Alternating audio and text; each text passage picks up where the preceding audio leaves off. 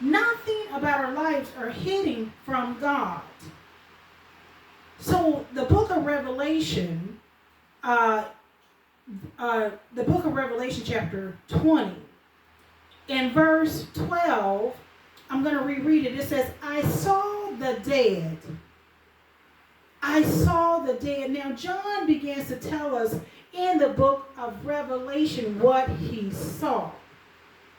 What he saw that is going to take place at the end.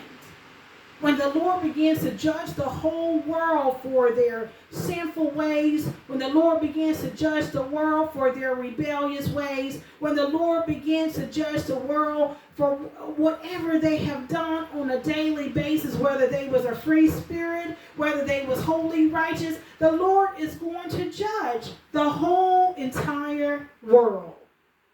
So John tells us that he said, I saw the dead.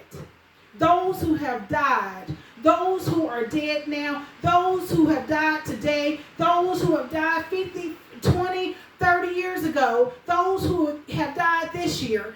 John said that he saw the dead, those who have died in the oceans, those who have died in the fire. John said that he saw the dead, both great. Those who was had great jobs, and those who was great leaders. John said he saw those who were small. He seen those children that was rebellion. He seen the children that was a youth. He seen the small standing before God's throne. Everybody was lined up. Nobody was left out.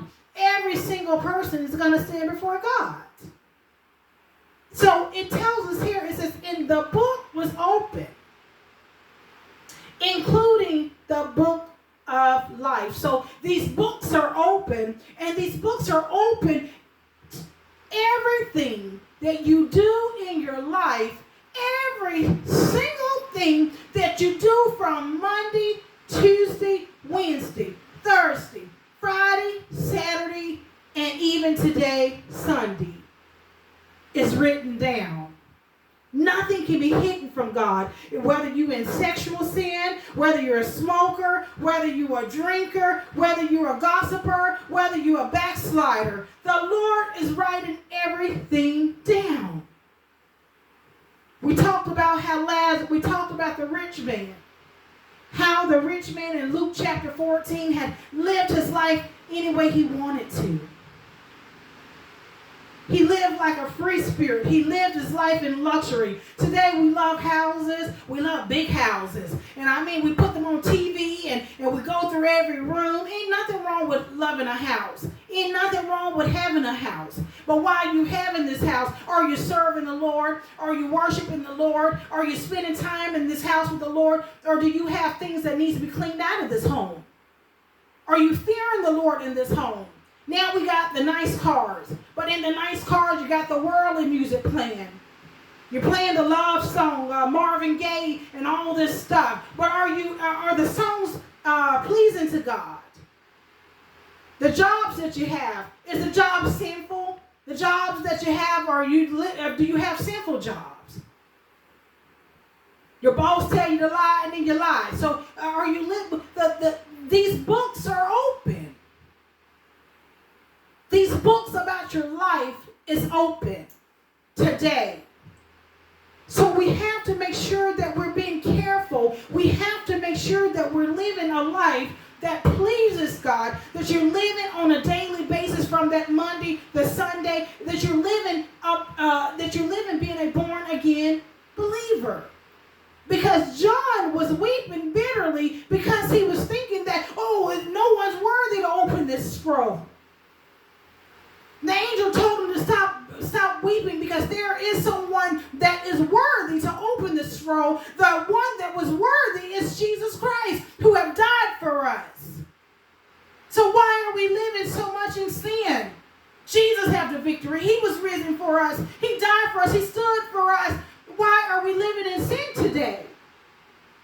The angels told John to stop all that weeping, stop all that crying, because we do have somebody. We have someone that was tormented for the world. We have someone that sacrificed world. Why are you weeping so much?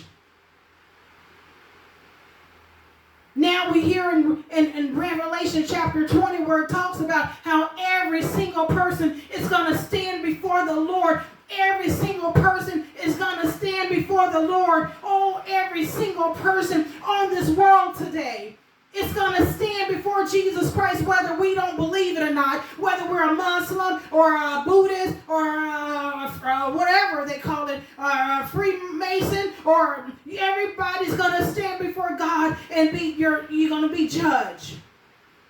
You're going to be judged according to what you're doing in your life. So if you're in sexual sin, you better run out of there today and say, oh no, Lord, I repent because I have sinned against you. You're smoking and drinking with this body. This body is your temple. You stop it today. You repent and say, Lord, I repent. Lord, I repent today. Lord, clean me up and let me walk right before you. We have to learn how to walk in the fear of God. The importance of living your life is living your life in holiness. We got to live our life in holiness because it tells us here how all the books were open. The Lord is not playing with anybody.